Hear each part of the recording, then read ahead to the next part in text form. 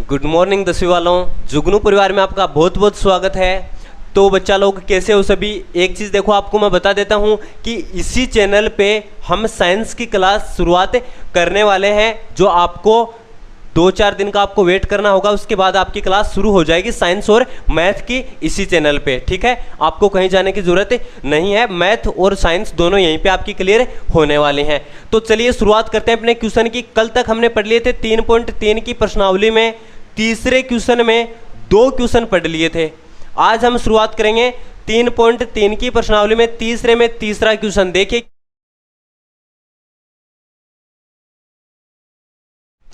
तो ये है आपका क्वेश्चन नंबर तीसरा। चलिए देखिए, शुरुआत करते हैं इसकी। अपनी 3.3 की प्रश्नावली में तीसरे क्वेश्चन में तीसरा क्वेश्चन है। ये कौन सा है? तीसरा क्वेश्चन है, एक क्रिकेट टीम के कोच ने 7 बल्ले तथा 6 गेंदें 3800 रुपये में खरीदी। कितने में खरीदी? 3800 में। बाद में उसने 3 बल्ले और खरीद लिए और 5 गेंदें और खरीद ली, 1750 रुपये में खरीदी। 1750 में खरीद ली। हमें क्या ज्ञात करना है कि प्रत्येक बल्ले और प्रत्येक गेंद, प्रत्येक का मतलब प्रति एक, मतलब एक बल्ले और एक गेंद का हमें क्या करना है? मूल्य ज्ञात करना है। सॉल्यूशन अपना शुरुआत करते हैं। सबसे पहले क्या लिख देंगे हम कि माना 7 बल्ले ना, तो एक काम करो, माना बल्ले का मूल्य, एक बल्ले का मूल्य हम मान लेंगे। माना बल्ले का मूल्य कितना होगा डियर? बराबर अक्स रुपीज है। कितना है? अक्स रुपीज है। और गेंद का और मान लो, गेंद का मूल्य कितना हो जाएगा? वाई रुपीज हो जाएगा। कितना हो जाएगा? वाई रुपीज हो जाएगा।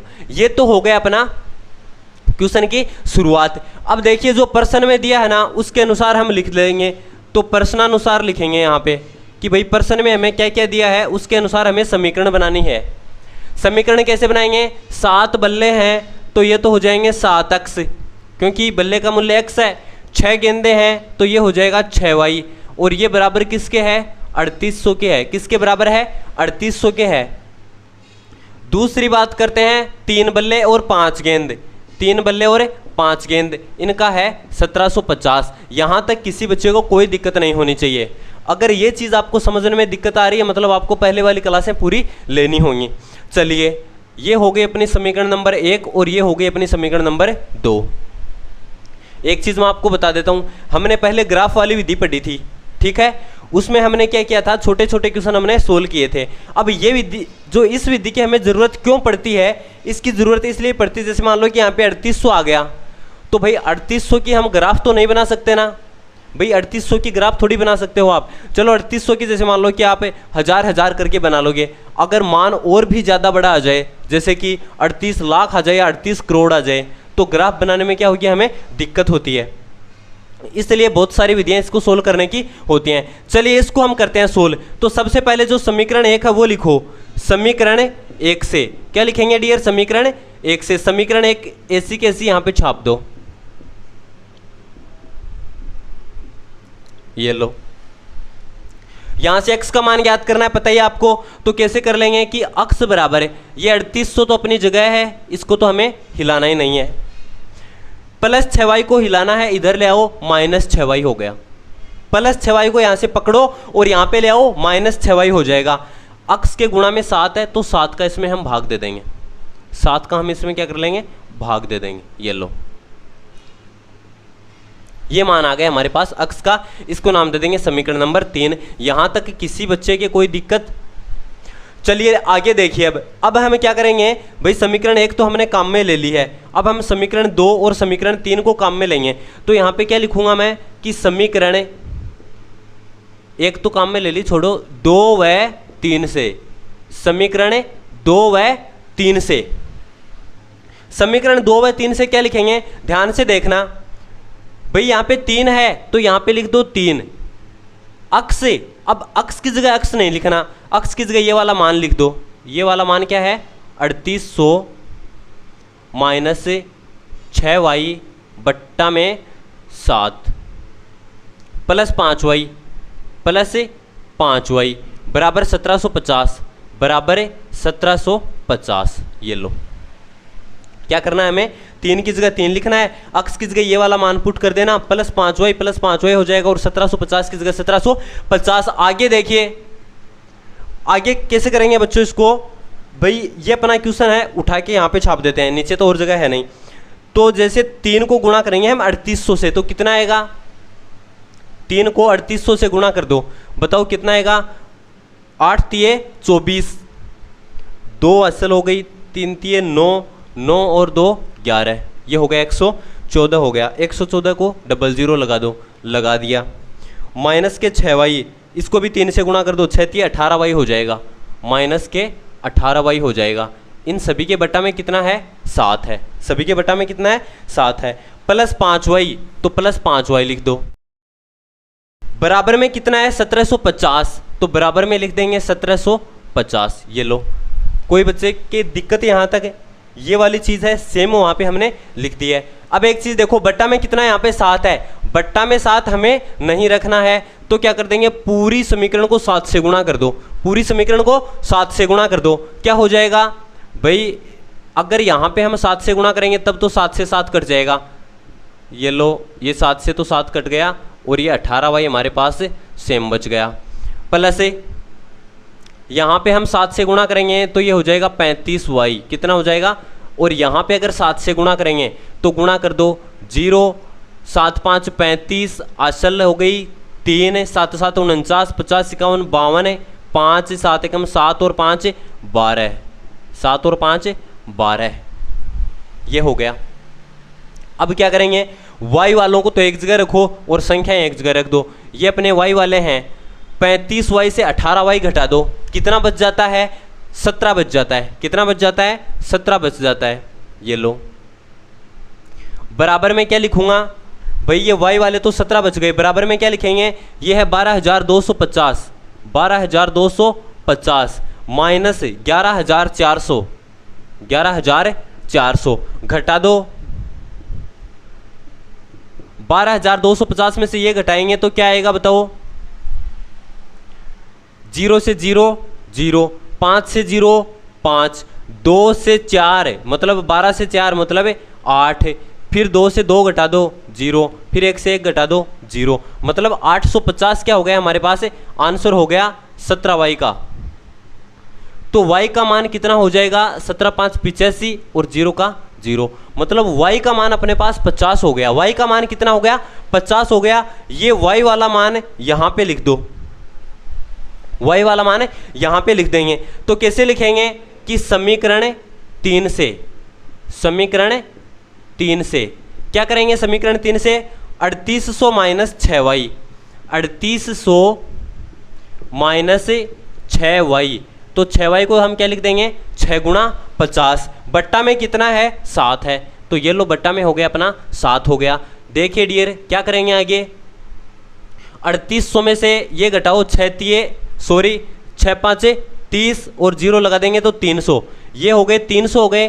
3800 में से 300 घटाएंगे तो कितने बच जाएंगे अपने पास, 3500 बच जाएंगे, कितने बच जाएंगे 3500, 3500 बट्टा में कितना है, 7 है, 7 का भाग देंगे तो 5 बार जाएगा और 00, तो 500 रुपये हो जाएंगे।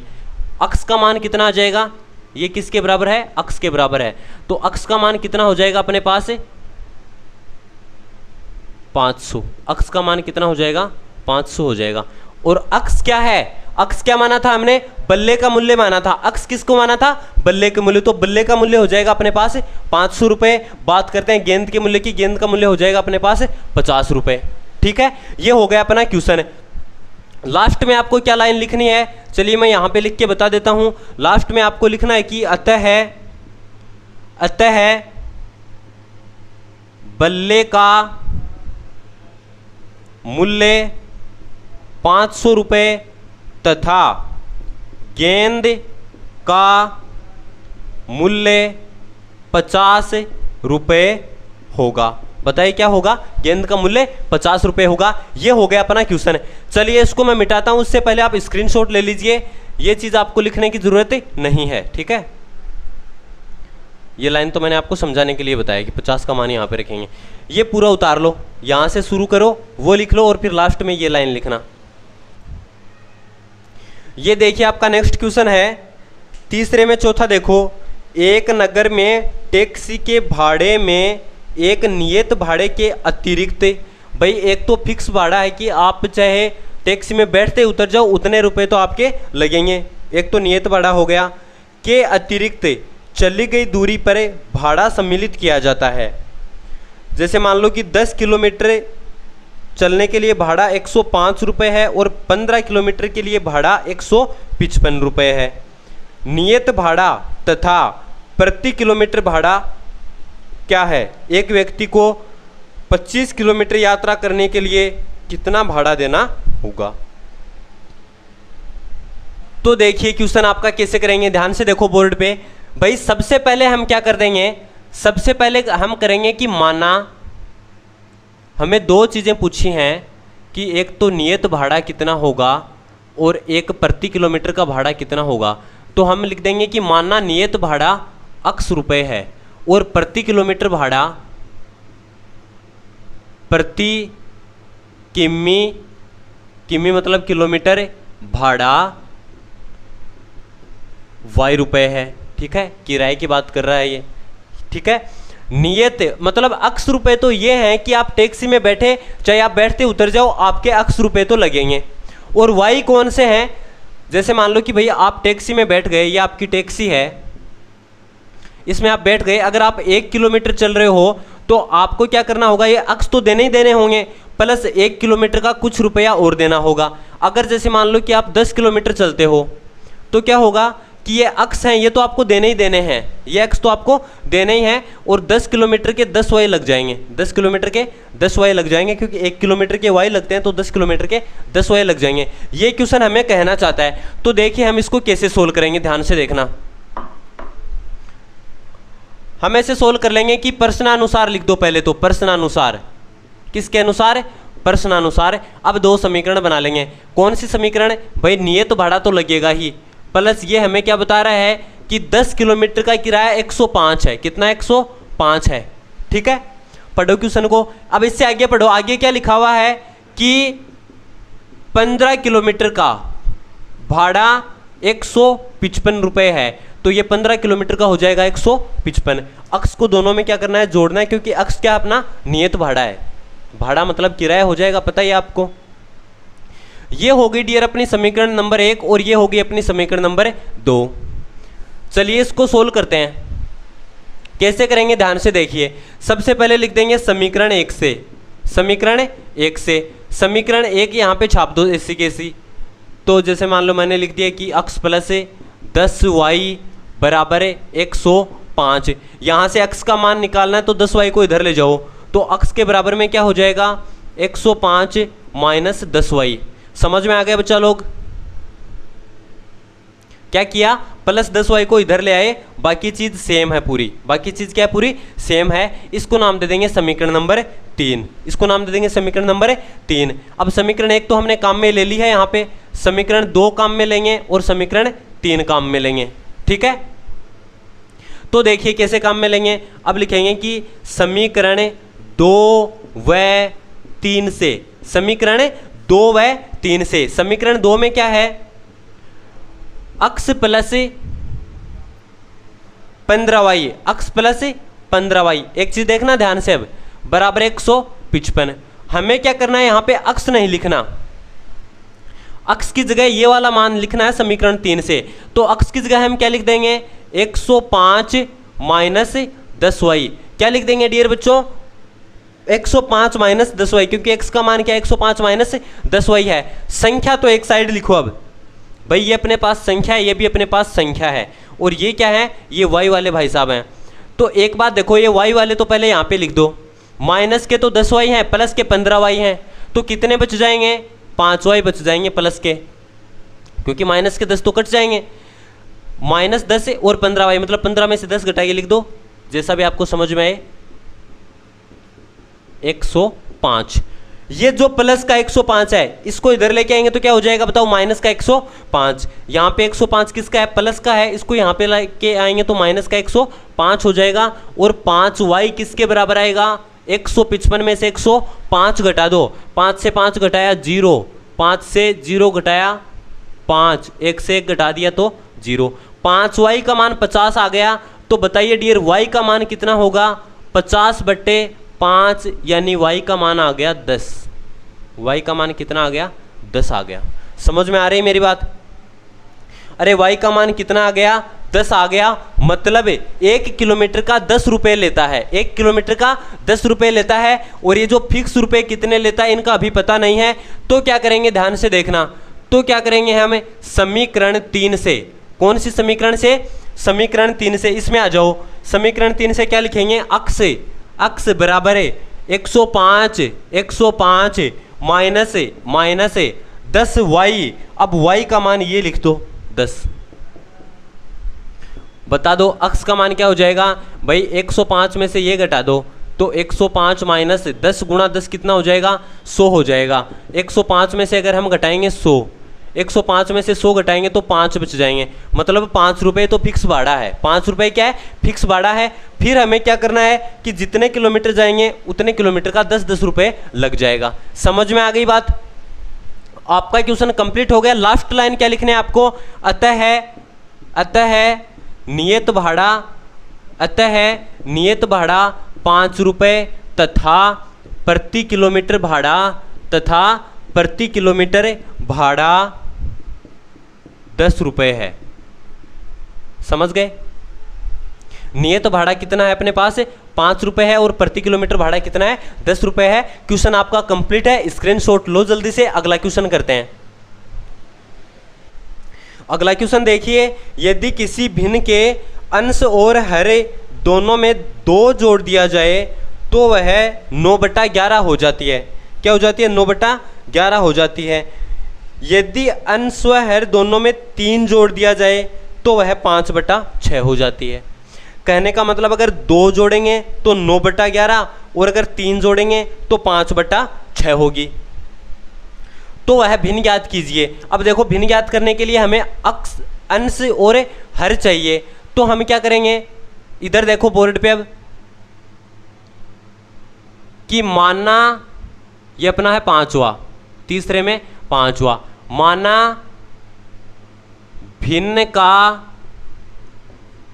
अंश बराबर अक्स रुपये। भिन्न का रुपये नहीं है, अब की बार रुपये का काम ही नहीं है। भिन्न का अंश और भिन्न का हर हो जाएगा, भिन्न का हर ये हो जाएगा अपने पास y। अब हम लिख देंगे कि प्रश्न में क्या दिया है, तो यहाँ पे लिख देंगे प्रश्नानुसार। और प्रश्न के अनुसार क्या हो जाएगा कि भिन्न में 2 जोड़ा जाता है। मतलब ये तो अपनी भिन्न हो गई ना, अंश बटा हर, भिन्न पता है सभी को। यदि इसमें 2 जोड़ दिया जाता है, प्रत्येक में अंश और हर, प्रत्येक में क्या जोड़ दिया जाता है, 2 जोड़ दिया जाता है, तो भिन्न हो जाती है 9/11। ऐसा ही बोल रहा है क्वेश्चन है। तो अब देखिए आगे कैसे करेंगे इसको, 11 को इधर गुणा कर दो और इसको इधर गुणा कर देंगे। 11 को गुणा करो अक्स से, क्या हो जाएगा 11 अक्स, 11 को गुणा करो 2 से 22 हो जाएगा। और बराबर में 9 को y से गुणा कर देंगे 9y, और 9 को 2 से गुणा कर देंगे तो ये हो जाएगा अपना 18 हो जाएगा। समझ में आ गई बात? क्या करेंगे, 11 अक्स हम करेंगे क्या, प्लस 22 को उधर ले जाओ, क्या हो जाएगा अपना कि ये हो गया 9y प्लस 18 और माइनस का 22। भाई प्लस 22 इधर आया तो क्या हो गया, माइनस का 22 हो गया। अब देखिए आगे क्या करेंगे, 11 अक्स हो गया बराबर किसके है 9y प्लस का तो 18 और माइनस का 22, मतलब माइनस का कितना आएगा 4 आएगा। चलिए 9 थोड़ा ठीक से लिखता हूँ, ये लो 9। अक्स के गुणा में कितना है 11, इस गुणा वाली संख्या को भाग में लिख देंगे, कोई दिक्कत होगी क्या, नहीं होगी। ये लो, ये हो गई अपनी समीकरण नंबर 1। दूसरी समीकरण देखिए,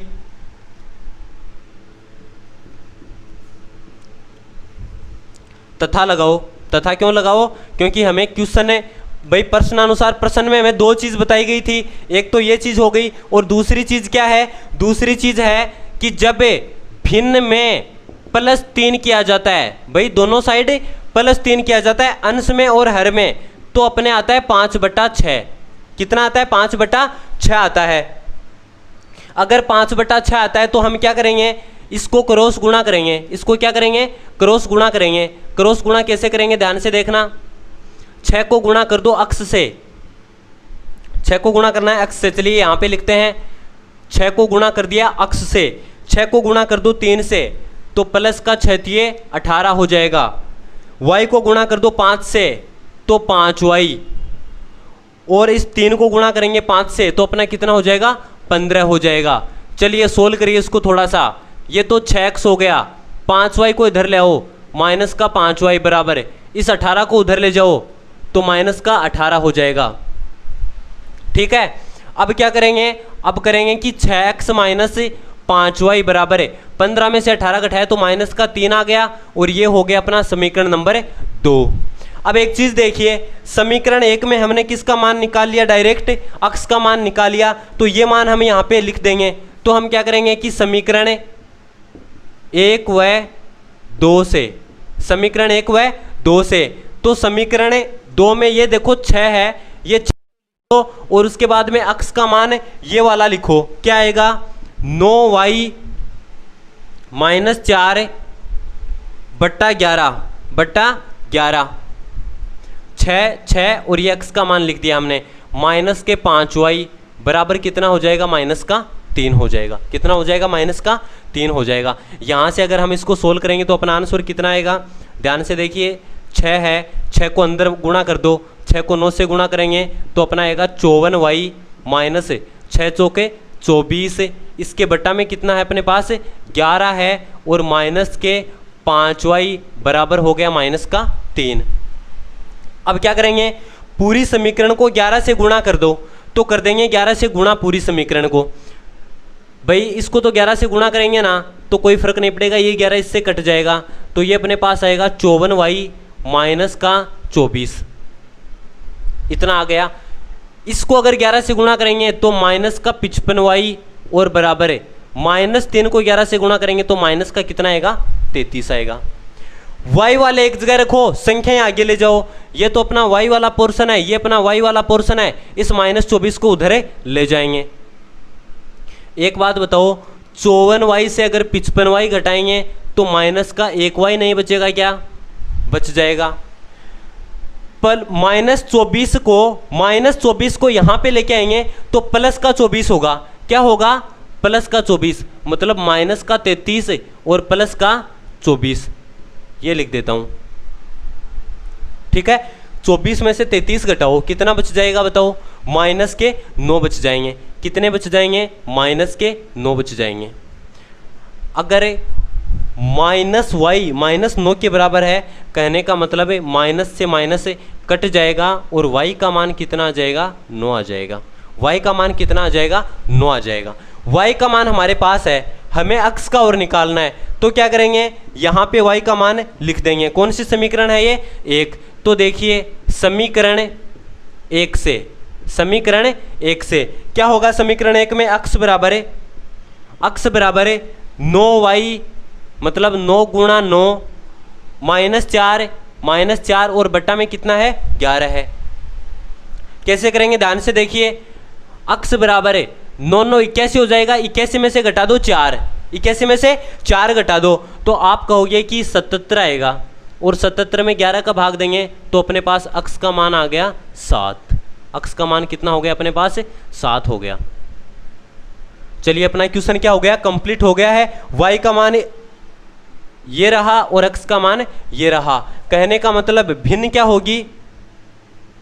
चलिए एक छोटी सी लाइन आएगी, यहाँ पे लिख देता हूं, अतः है भिन्न x बटा y, मतलब 7/9 होगी। ये लो अपने भिन्न हो गई, भिन्न कितनी होगी, 7/9 होगी। समझ में आ गई बात, भिन्न कितनी होगी, 7/9 होगी। चलिए ये क्वेश्चन उतार लो, आगे वाला क्वेश्चन करते हैं फिर। क्वेश्चन नंबर 6 पढ़िए, क्या बता रहा है क्वेश्चन है, 5 वर्ष बाद जेकब की आयु उसके पुत्र की आयु से 3 गुनी हो जाएगी। भाई 5 वर्ष बाद में जो जेकब की आयु है उसके पुत्र की आयु से 3 गुनी हो जाएगी।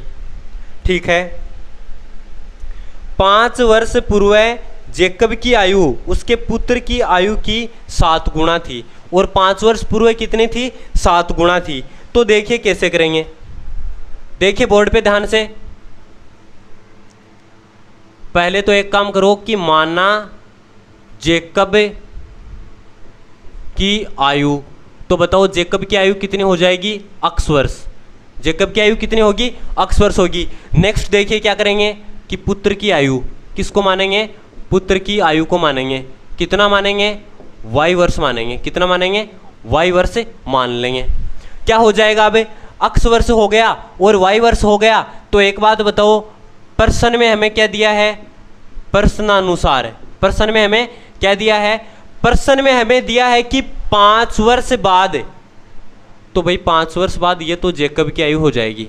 जेकब x वर्ष का है, जेकब कितने का है, x वर्ष का है, और 5 वर्ष बाद 5 और जुड़ जाएंगे और ये उसकी पुत्र की आयु हो जाएगी। सही बात है।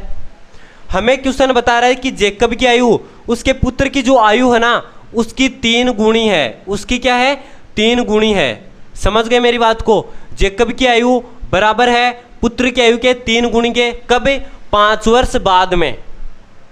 यह अपने पास एक समीकरण हो गई। इसको बनाएंगे कैसे, चलिए, x प्लस 5 बराबर 3y प्लस 15।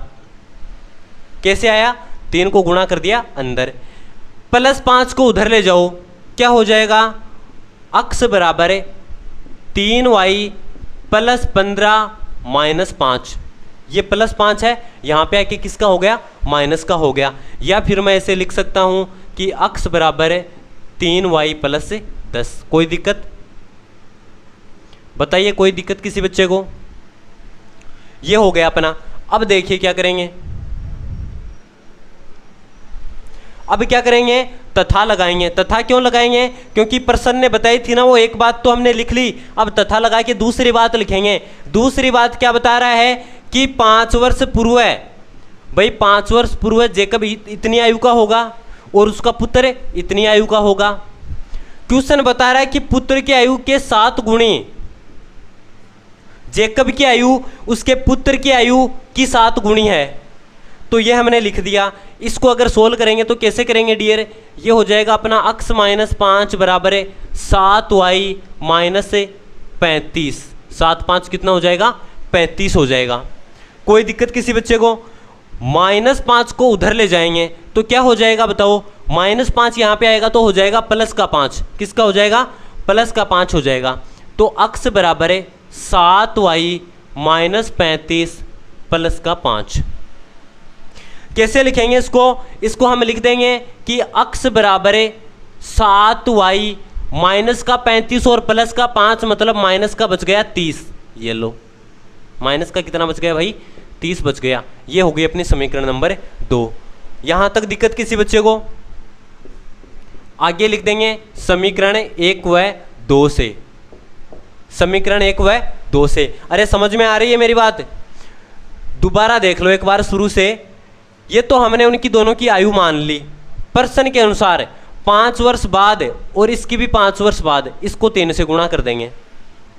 ये सोल्व कर लिया समीकरण 1। 5 वर्ष पहले, 5 वर्ष पहले इसको 7 से गुणा कर देंगे, ये अपनी समीकरण बन गई। यहाँ तक किसी को कोई दिक्कत। चलिए आगे देखते हैं। आगे क्या देखते हैं कि समीकरण 2 में आ जाओ। समीकरण 2 में क्या है कि x बराबर 7y माइनस 30। तो ये जो x है ना, इस x की जगह ये वाला मान लिख दो, 3y प्लस 10 बराबर 7y माइनस 30। देखिए ध्यान से देखिए क्या किया है हमने कि ये जो x है, इस x को हमने x नहीं लिखा, हमने ये जो x का मान है 3y प्लस 10, ये 3y प्लस 10 लिख दिया हमने x की जगह। फिर हमने लगा दिया बराबर, फिर हमने लगा दिया बराबर, फिर 7y माइनस 30, तो 7y माइनस 30 हमने लिख दिया। किसी बच्चे को कोई दिक्कत। चलिए आगे देखिए क्या करेंगे, 3y और ये 7y, तो भाई y वाले एक साइड रखो और संख्या एक साइड रखो। माइनस 30 को इधर बुला लो अपने पास, ये तो प्लस का 10 तो है ही, माइनस 30 इधर आएगा तो प्लस का 30 हो जाएगा। सही बात है, माइनस 30 यहाँ पे आएगा तो प्लस का 30 हो जाएगा। ये 7y तो अपने पास है ही, 3y को इधर लेके जाएंगे तो माइनस का 3y हो जाएगा। समझ रहे हो बात को। क्या कर लेंगे, 30 और 10 कितना हो जाएगा डियर, कितना हो जाएगा डियर, हो जाएगा 40। 7y में से 3y घटाओ, 4y बच जाएगा। 4 का इसमें भाग लगा देंगे तो कितना हो जाएगा अपने पास, 10 हो जाएगा y का मान। 10 किसका मान हो जाएगा, y का मान हो जाएगा। आगे देखिए, ये जो y का मान आया है, इस y के मान को हम कहां पे रखेंगे भाई, y के मान चाहे यहां पे रख दो चाहे y का मान यहां पे रख दो, दोनों से आंसर हमें मिल जाएगा। तो मान लो कि हमने y का मान समीकरण 1 में रखना है, तो कैसे रखेंगे कि समीकरण 1 से दोबारा समीकरण 1 से करेंगे अक्ष से, तो अक्ष बराबर है 3y, तो 3 और y की जगह लिख दो 10 प्लस का 10।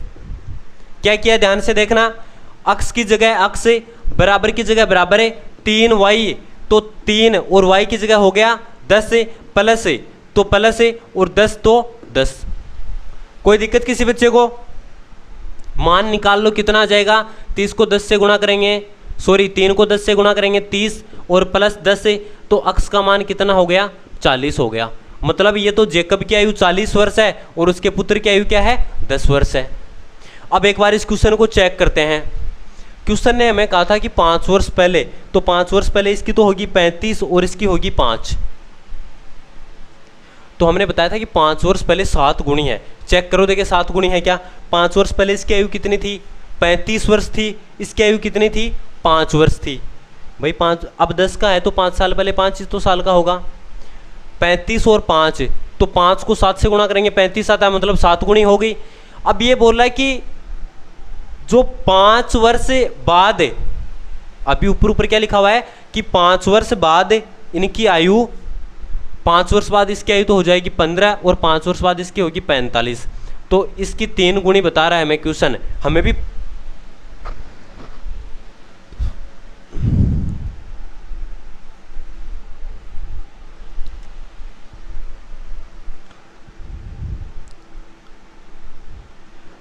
पता है कि ये इसकी क्या है, 3 गुणी है। समझ में आ गई बात। तो ये हो गया अपना क्वेश्चन। तो चलिए आज के लिए इतना ही, कल शुरू करेंगे अपने आगे वाली प्रश्नावली जिसमें हम पढ़ेंगे विलोपन विधि। हमने 2 विधियां पढ़ ली हैं, ध्यान रखिएगा, ग्राफ वाली विधि पढ़ ली है और ये प्रतिस्थापन विधि पढ़ ली है। हम पढ़ेंगे हम विलोपन, जो एकदम से आसान विधि है, इन दोनों से क्या है, आसान है।